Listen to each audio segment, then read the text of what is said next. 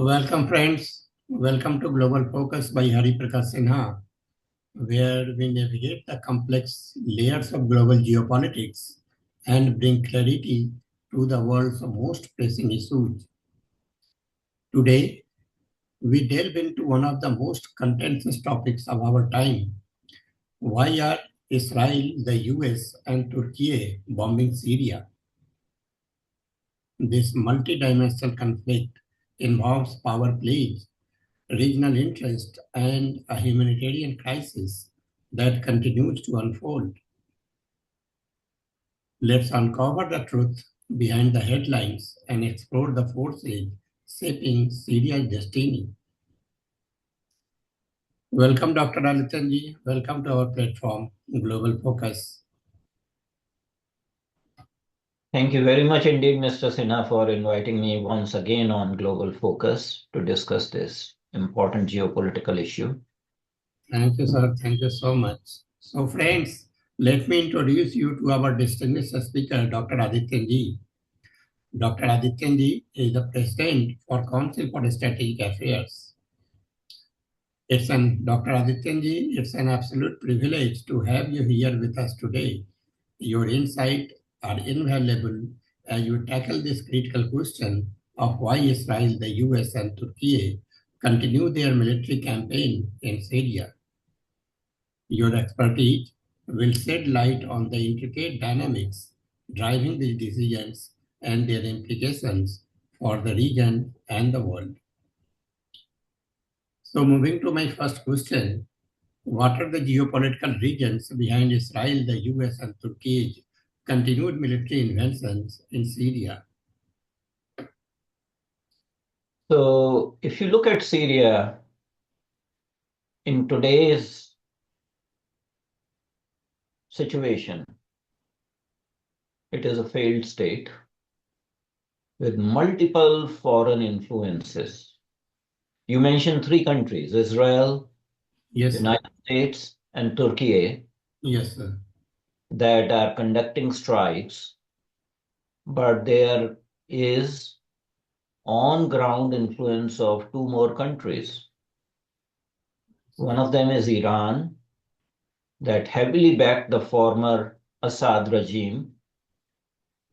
And the fifth one is Russian Federation. Oh, Russian Federation had also backed the Assad regime, and Russian Federation had two military bases, one naval base in Tartus and one air base. So you have a country that had a civil war going on since 2011.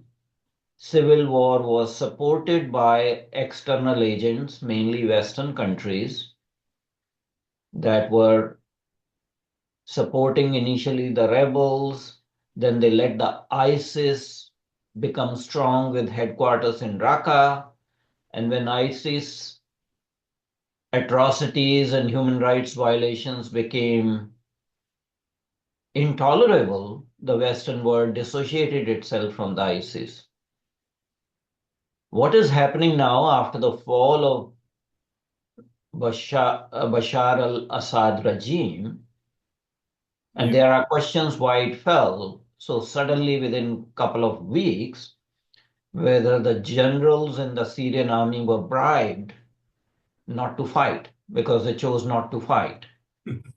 So it has given a window of opportunity for certain external agents to achieve their geopolitical agents. So let's discuss each country by its own aims, because they are not coordinated attacks on Syria.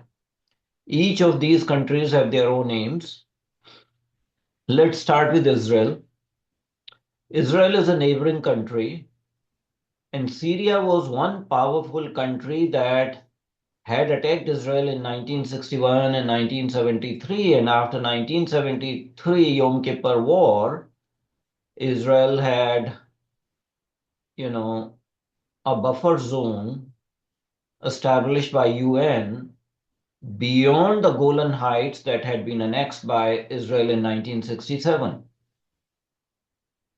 So what Israel has done, that they have moved Israeli defense forces beyond the buffer zone. Buffer zone used to have around 1,100 United Nations soldiers that were, supposed to sanitize the area from Hezbollah terrorists and other terrorists. So IDF has actually extended its presence actually 7 miles up north from the buffer zone, not from Golan Heights, but from the buffer zone. Israeli army or Israeli defense forces have conducted 450 strikes into Syrian territory. They've destroyed Syrian army bases. They've destroyed Syrian, stockpiles of arms and ammunition depots. They have destroyed air fighter planes of Syria, and they have also destroyed Syrian Navy, which was the smallest of all the armed forces of Syria. With the central government effectively gone with Bashar al-Assad's flight from Syria to Moscow, there is no unified central government. Hayat Tahrir al-Shams has taken the power, but they do not have control over the whole country, and they are not controlling the armed forces. So Israel's argument is that they don't want this large weapons inventory to fall into the hands of Hayat Tahrir al-Shams, which is designated as a terrorist group internationally. Because Israel says that we decimated and degraded Hamas. We recently decimated and degraded Hezbollah in Lebanon, and we don't want a failed state of Syria to become breeding ground for other terrorist organizations that pose a threat to Israel. So they are using this opportunity because Iran has been weakened so much that Iran cannot retaliate. You have seen that Iran is unusually quiet. Usually they are very bellicose. Yeah. They may have given a statement here and there, but they have not taken any action because Israel attacked Iran also in last couple of months. So what Israel is doing, using this window of opportunity to degrade the Syrian military capability so that it will take decades to achieve that level of sophistication of armed forces as and when Syrian armed forces grew. Yeah. The former army of Syria, which was under Bashar al-Assad, chose not to fight. There are pockets of territories that are not under control of current rebel group that is supposed to be controlling Syria. So that is as far as Israel's motives are concerned. Israel has said that they are not intending to stay in Syria for a long period of time. The IDF campaign in Syria is temporary. It has a limited objective of degrading all the weapon caches that Syrian army had, and currently they can fall into the hands of terrorist groups. So that is Syria's, Israel's aim. Let's come to United States. United States Central Command has also made airstrikes, almost 100 airstrikes. United States ostensible reason for striking an area while the Assad regime has uh, fallen down is to eliminate the remnants of ISIS. How far that is true, how far United States is adhering to the script and not conducting other kind of operation, nobody can verify because you have to have, presence on the ground, which nobody has. So you have to go by United States CENTCOM statement, which says that we are trying to degrade the ISIS remnants. Mind you, HYT, Hayat Tahrir al-Shams, HTS is an offshoot of Al-Qaeda and ISIS. And the fighters in HTS were former ISIS fighters, and the leader Al-Jolani also was, a product of ISIS. So US is saying that they are degrading the ISIS remnant capability so that ISIS does not become dominant again in that country and does not actually start the Islamic State again in Raqqa. And they have made more than 100 sites that has include B-52 bombers and missiles and all. Interestingly, the 480 strikes that Israel conducted, out of which 350 were done by fighter aircrafts, rest by missiles and drones. Now let's come to Turkey. Turkey has been bombing northern and eastern Syria for a long period of time. And their objective is totally different. People think that Turkey is part of the Western Alliance, but Turkey has its own objectives. Northeastern of Syria has predominance of Kurdish people. Kurdish people don't have a country of their own. Kurdish people are currently inhabiting or are residents or citizens of 4 different countries, which are Iraq, Syria, Turkey, and Iran. And at the end of Second World War, when the West Asia was carved out by the Western powers, Kurdish people did not get a state of their own. So they have rebel movements in every country. In northern Iraq, they have a autonomous Kurdish northern region since 2003. In Syria, after 2011 uprising, Western coalition forces started an autonomous zone. It used to be called Rojava, which was a Kurdish and Yazidi name. Now it is called Anis, Autonomous Administration of Northeastern Syria. It's a mini state within Syria, which is not internationally recognized, but it is controlled by Kurdish people, or what is called SDFs, Syrian Defense Forces. And interestingly, most of the oil productions of Syria is located in northern and eastern Syria. At one point in time, when this was controlled by ISIS, they were selling the oil in the international market and making $500 million a year.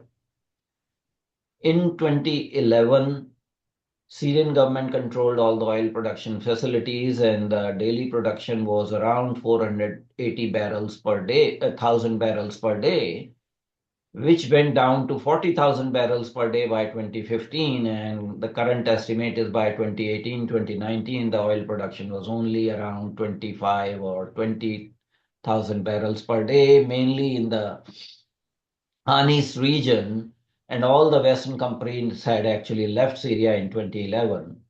So what Turkey is doing, it is degrading the capabilities of Syrian defense forces of Kurdish party, PKK, which is considered a terrorist group in Turkey, United States, UK, and the Western world. Turkey says that they will degrade PKK bases in northern and eastern Syria. And actually, they, in fact, even in 2018, they bombed the water treatment facility, so the area is water-starved. And Turkey does not listen to the Western world when they conduct their operations. They are in violation of United Nations resolutions and all. So you see that each country is trying to maintain its own geopolitical interests. It may appear that these are coordinated, but they may or may not be coordinated because each country has its own narrow focused interest. Iran at this point in time is not in a position to do military actions because Iran has been bombed by Israel, and Iran is afraid that its nuclear weapons facilities will be bombed by Israel in case it does something more active in Syria. And Iran's resources are also very much stretched because Iran was a main backer of Assad regime, of Hezbollah, of Houthis in Yemen, and Hamas and Islamic Jihad in West Bank as well as in Gaza Strip. So Iran is kind of tired and burnt out and has exhausted some of the military resources, and it's not wise for them to act militarily or resist at this point in time. So that is the situation in Syria about foreign interventions. Russian bases are still intact. Apparently, there was some sort of agreement before Bashar al-Assad left that Russian military bases will not be touched, and Bashar al-Assad was given safe passage. Actually, Russian Federation evacuated Bashar al-Assad and his family from Damascus to Moscow, where he is based. So far, there are no reports about attacks on Russian military bases, but that may not last very long. So, what role do oil and gas pipeline and the natural resources play in this ongoing conflicts involving Syria? Well, right now, there is no issue about natural resources. Yes, there is some oil, but Syria was never a major oil producing country like Saudi Arabia. I think the dynamics of this conflict is much more regional, I see. religious, and about the domination of the three parties in West Asia that want to have the leadership of the Islamic world. And the Islamic world is divided into Shia versus Sunni countries, which are vying for the leadership. And of course, traditionally, Saudi Arabia, the Kingdom of Saudi Arabia, was the leader of Islamic nations since beginning of 20th century because they have the quote unquote holy lands, Makkah and Medina, Yeah. located in Saudi Arabia. So they organize the Hajj pilgrimage, and so they take the leadership. They are now very powerful with the petrodollars. Hmm. Now, since the Islamic revolution in Iran, the Islamic regime in Iran, the Ayatollah crazy, wants to take the leadership. So they had, proxy terrorist groups like Hamas, Hezbollah,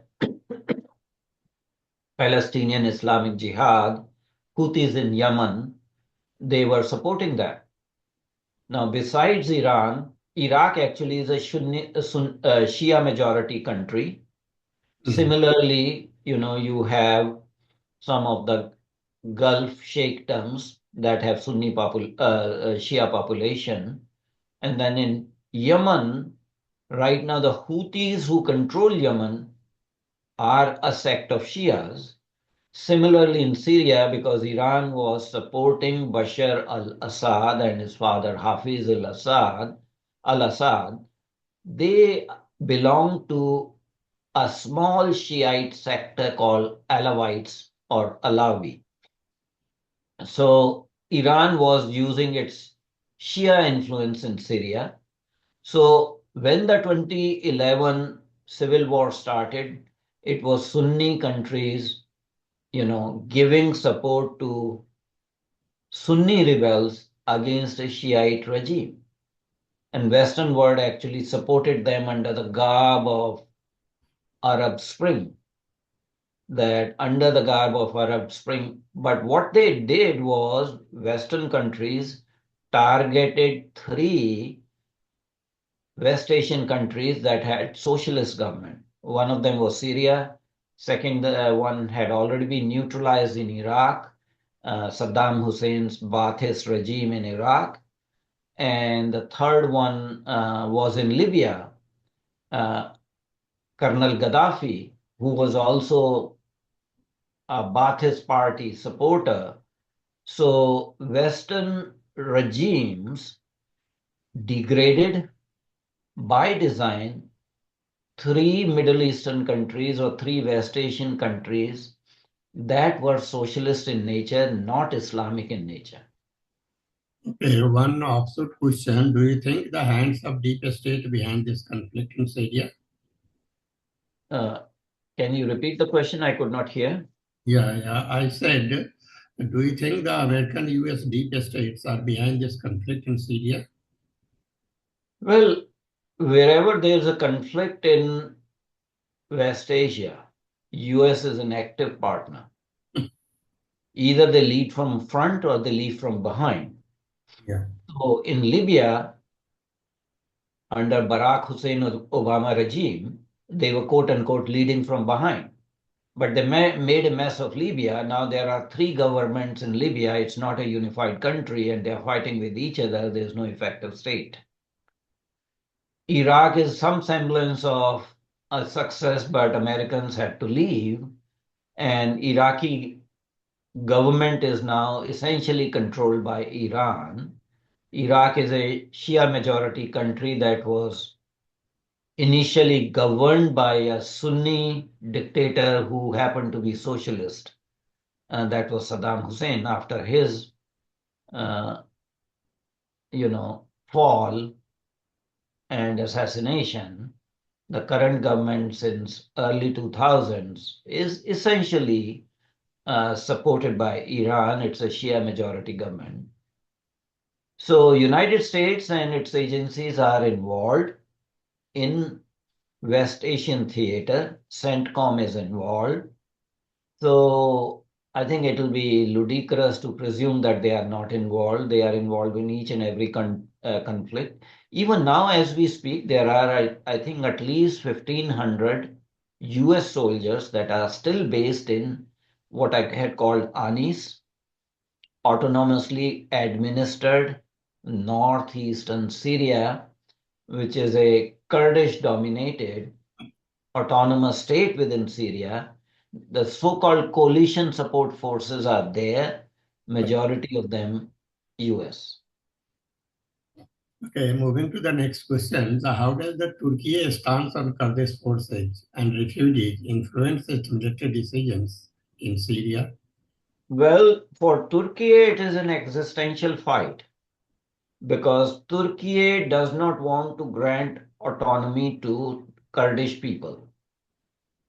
They have been having their internal problems, and they have suppressed Kurdish people. They have oppressed and created human rights situation. They have been accused of, massacres and genocide of Kurdish people. In fact, in Turkey, in the Kurdish majority region, you cannot actually teach or speak Kurdish language in schools. So Turkey wants to quote unquote decimate and eliminate Kurdish minority, and the main political party, Kurdistan Workers' Party, PKK, had bases in Syria. So now it is Turkey's opportunity. When Assad is gone, they can bomb the Kurdish people into the ground. And they have a rival faction called Syrian Defense Army, SDA.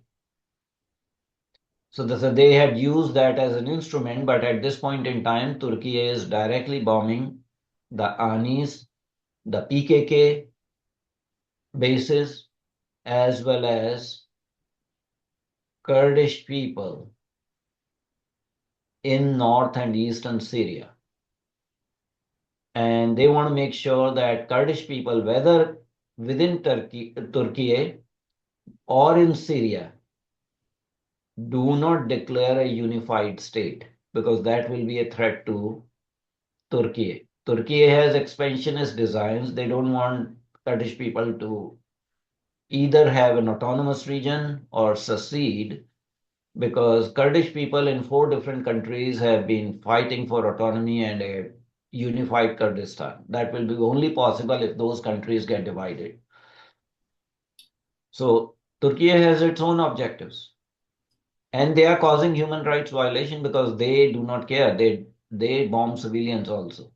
Unlike Israeli IDF targets, which are precision targets, surgical strikes, Mhm. Turkey does indiscriminate bombing of civilians and infrastructure like water treatment plant and all. Then who do you think is the who is actually responsible for such a state of affairs in Syria? You cannot pinpoint one person. It's an anarchy, you know. The unwritten rule, international rule is might is right. Yeah. This is what you are happening a state that has been a failed state because of external interventions by Western countries. So if you want to pinpoint the blame, it has to be the Western alliance Yeah. because they, after decolonization, have been trying to colonize by any other means and using opportunities to bomb countries and to, you know, create regime changes. This was a very protracted attempt at regime change in Syria that started in 2011. There was no need to do that because Bashar al-Assad was a reformist. When he took over in 2000, he was very welcome, warmly welcomed by Western countries because he was young, he was modern, he was educated, he had lived in UK, he had trained in UK as an ophthalmologist. In fact, he initially faced internal resistance from the Syrian establishment to do the reforms. But if you attack a ruler Mm. that is not elected, what that ruler is going to do. They are going to hunker down, they're going to double down, and they will try because nobody wants to get killed. Either you kill or you get killed. That is the only option in dictatorships. And he didn't want to be killed, so he gave a firm resistance, and the internal resistance went on for almost 14 years up till now. And it is surprising that within 2 weeks, the Syrian army fell down and refused to fight. So there are speculations that probably there was some greasing of palms done, which is usually done in West Asian theaters. You saw that in Iraq, that in 2003, Saddam Hussein's were getting communications directly from a superpower. In 2021, when Afghanistan government of Dr. Abdul Ghani fell, Afghan army that was trained by United States refused to fight Taliban. So this kind of situation happened in Syria that Syrian army refused to fight and basically surrendered, forcing Bashar al-Assad to abdicate the presidentship and flee. I'm moving to my last question. How do these military campaigns affect Syrian civilians and prospects for peace? Well, civilians are in a horrible situation because depending upon where the airstrikes are being conducted, it affects the civilian lives. People lose their lives. Also, when the infrastructure is targeted, whether water treatment plants or electric utilities, etc., etc. And as I mentioned, since 2011, the oil production facilities of Syria had gone down. In fact, their domestic needs were being provided by Iran. If Iran stops providing, refined oil and other energy to Syria, they will be, in cold and shivering in winter time. So civilian population in any war, they are affected very badly. So I don't have to tell what happens to civilian in war situation.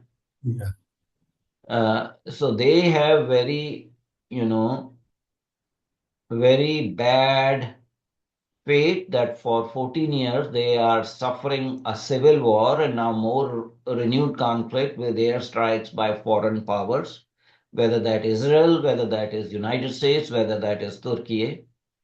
Now, prospect of peace, I don't see any prospect for peace. It's a failed state. Has there been peace in Somalia? The tribal factions keep on fighting with each other. There's no effective government in Somalia. There's no effective government in Libya. This is what happens when you bring external force and try to do regime change in despotic countries, dictatorships. There's a vacuum, and you cannot replace the central governing authority, however brutal, however cruel that centralized authority was. Result is chaos and chronic absence of peace. And Syria is doomed to that situation because I don't see any.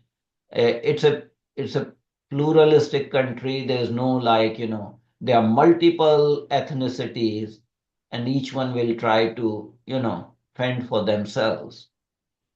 So don't expect any hope of peace at this point in time. So let's pray for Syria and Syrian people. That's the only we can do. So with this, we are wrapping up the session. Thank you everyone for joining us. Global Focus by Hari Prakash Sinha.